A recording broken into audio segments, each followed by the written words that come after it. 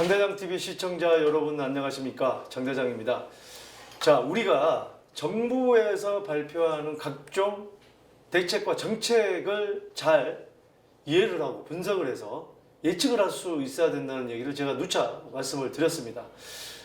제가 예측을 했던 게 여러 가지가 지금 맞아떨어지고 있는데 그중 하나가 오늘 또 그런 내용이 될 것 같습니다. 아파트에 대한 규제가 많아지고 있죠. 우리가 이제 다세대 주택이나 연립주택을 그냥 빌라라고 총칭하는데 빌라에 비해서 아파트가 훨씬 전세를 끼는 매수, 이걸 이제 갭투자라고 얘기를 하죠.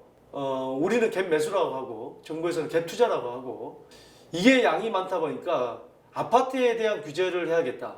그래서 주택임대사업자도 아파트는 장기도 폐지를 시켰죠.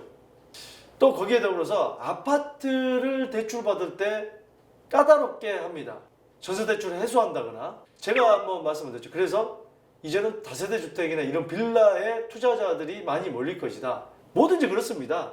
이쪽 길을 막으면 지금 신분당선 공사하고 있죠. 강남역에서 신사역까지 도로 공사를 하면 한쪽을 갖다 막습니다. 그럼 막는 길을 못 가죠. 다른 길로 가야 되죠. 그리고 골목길도요. 뭐 상하수도 공사한다고 뭐 한쪽 길을 막으면 돌아서 가야 됩니다. 근데 그 길을 막았단 말이죠.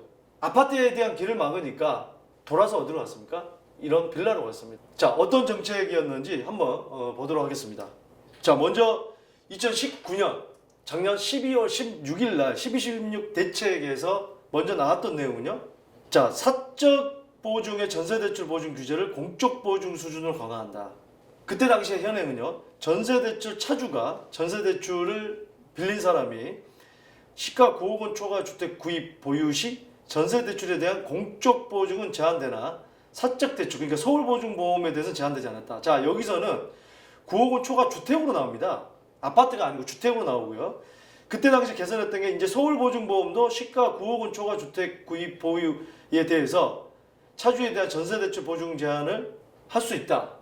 그러니까 사실상 공적 보증을 못하게 하니까 사적 보증으로 서울보증보험으로 다 대출을 받으니까 사적 보증도 협조해달라고 해서 안 된다고 했죠. 그 다음에 전세자금 대출 후 신규주택 매입 제한. 그때 당시 현행에서는 금융회사는 전세대출 취급 만기 시 차주의 주택 보유수를 확인하여 2주택 이상 보유 시 전세대출 보증 만기 연장을 제한했죠. 2주택 이상 보유 시. 그때 당시 이제 나왔던 게 차주가 전세대출 받은 후 시가 9억 원 초과 주택을 매입하거나 2주택 이상 보유할 경우 전세대출 해소한다.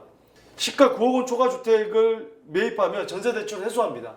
그때 당시에는 시가 9억 원 주택이었습니다. 아파트가 아니고. 그래도 집값이 오르니까 그 다음에 뭐가 나왔죠? 올해 2026 6.17 대책에서 강화된 내용이 나옵니다. 자, 이런 내용이죠.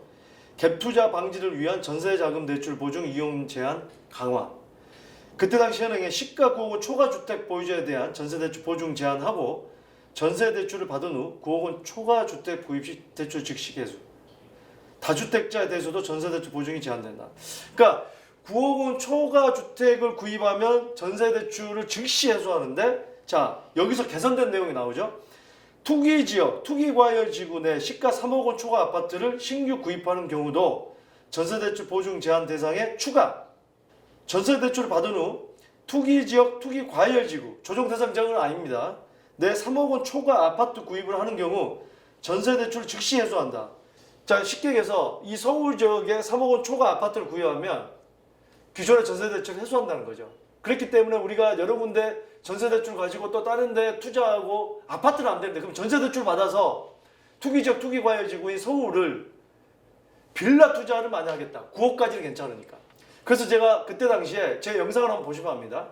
분명히 거기에 풍선효과가 올 것이다. 거기에 먼저 가 있어라. 그러면 집값은 오른다. 그랬는데 최근에 통계가 나오고 있습니다. 자, 부동산 풍선효과, 빌라 덮치나, 다세대 연립 거래량 반등. 자, 우리가 다세대 주택, 연립주택을 다 빌라라고 하죠. 다세대 주택은 뭡니까? 자, 4개층, 주거를 4개층 이하를 지을 수 있는 거고, 다가구는 3개층 이상 이하죠. 3개층. 물론 뭐 필로티로 하면 한 층을 더 올릴 수 있습니다. 자, 다세대랑 연립의 차이는 뭡니까? 건축 연면적이 660제곱미터 이하, 연립은 660제곱미터 이상, 초과. 그러니까 더 큰 게 연립인 거예요. 면적이 더 많은 게. 전세 가격의 급등과 집값 불안에 이어 아파트보다 저렴한 다세대 연립주택 수요가 다시 늘고 있다. 아파트 가격이 이 급속도로 높아져서 다세대나 연립주택으로 사는 경우도 있겠지만 이 여러 가지 금융권의 바로 규제 때문에 그렇습니다. 큰 영향이 있습니다. 서울에서 3개월째 다세대 연립주택 거래량이 아파트 거래량을 추월하는 현상이 계속되고 있다. 2019년 10월, 11월에 이 아파트가 지금 파란색이고 다세대 연립이 빨간색인데 빌라가 이 파란색인 아파트랑 빨간색인 빌라가 점점 거래량이 좁혀집니다. 그러면서 한때는 역전하다가 다시 아파트 거래량이 늘어나죠. 이때가 이제 거래량이 아파트가 줄어도 12.16 대책 이후에 거래량이 줄어들다가 다시 이제 뛸 때였었는데 최근 들어서서 이제 종부세를 통과를 시키면서 법 통과를 시키면서 9월 달부터 다세대가 4,000건, 아파트가 3,700건, 다세대가 4,500건, 아파트 4,300건. 자, 지금 현재 11월 현재도 이 빌라가 거래량이 더 아파트보다 많지만 11월은 집계 중입니다. 이 집계가 완료된 게 아니다는 것은 좀 참고를 할 때 지금 이 거래량보다는 훨씬 더 많은 거래량이 있을 것으로 보입니다. 그만큼 빌라 쪽으로 거래가 많이 움직이고 있다. 이거는 아파트 가격이 꼭 많이 올라서라기보다는 바로 이런 금융의 제한이 있습니다. 그러니까 누군가는 더 투자하고 싶고 누군가는 더 사고 싶은데 어떤 본능을 금융으로 제재를 하기 때문에 바로 빌라로 가는 겁니다. 그래서 제가 이 정책을 잘 읽고 먼저 가고 예측을 하는 게 중요하다. 하지만 이런 어떤 여러 가지 그런 어떤 흐름을 가지고 무조건 또 빌라를 사야 된다. 그건 아니죠. 아파트도 마찬가지지만 좋은 입지, 황금성이 강한 빌라의 단점은 황금성이 떨어지기 때문에 아파트에 비해서 이 황금성이 강하려면 수요가 많은 곳 그런 곳으로 가야 됩니다. 자, 뭐 그렇기 때문에 우리 장대장 TV를 통해서 이 툭툭 던지는 잽 이 말 한마디 속에 이 투자 팁이 계속 들어있다는 말씀을 드리겠습니다. 저는 타이슨이 아닙니다. 이빨 빠진 호랑이죠, 타이슨은. 예. 하지만 우리 장대장 TV의 저의 잽은 살아있는 잽이라는 걸 명심해 두시면 감사하겠습니다. 자, 이 구별로는 은평구가 482건, 강서가 420건 등 서울 외곽 지역을 지역으로 중심으로 거래량이 많았다. 이 빌라가요. 이어 양천구, 강북구, 강동구, 중랑구, 송파구 등의 순이었다. 통상 아파트 거래량은 다세대 연립주택 거래보다 월간 기준으로 두세 배까지도 많은 것이 일반적이다.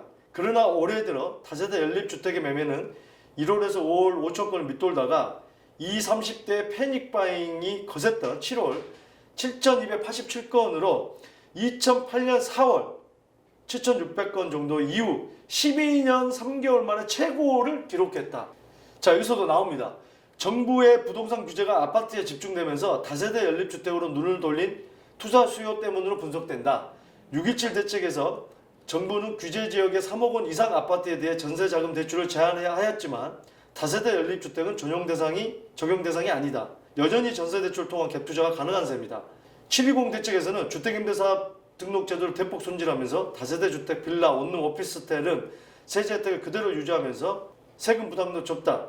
때문에 실수요자와 투자 수요가 함께 몰리며 다세대 주택, 연립주택 가격도 오르고 있다. 자, 실수요도 아무래도 아파트에 비해서는 가격이 저렴하고 또 투자 수요도 전세 대출을 해소하지 않는 이 투기 과열 지구 내에 9억 이하의 이 다세대 주택에 많이 유입되고 있다. 이 통계로 볼 수가 있겠습니다. 계속해서 우리 장대장 TV에서는 이렇게 정책이 나오면 그 정책을 정확하게 분석하고 앞을 내다볼 수 있는 예측을 함으로써 여러분들이 앞으로 어떤 방향으로 가야 될지 도움을 드리고 있습니다. 계속해서 여러분들의 고민 해결되는 그날까지 최선을 다하겠습니다. 감사합니다. 자, 둘 중에 시청자님께서는 어느 쪽에 더 끌리신가요? 그래도 이쪽이 조금 더 유리할 것으로 보여집니다.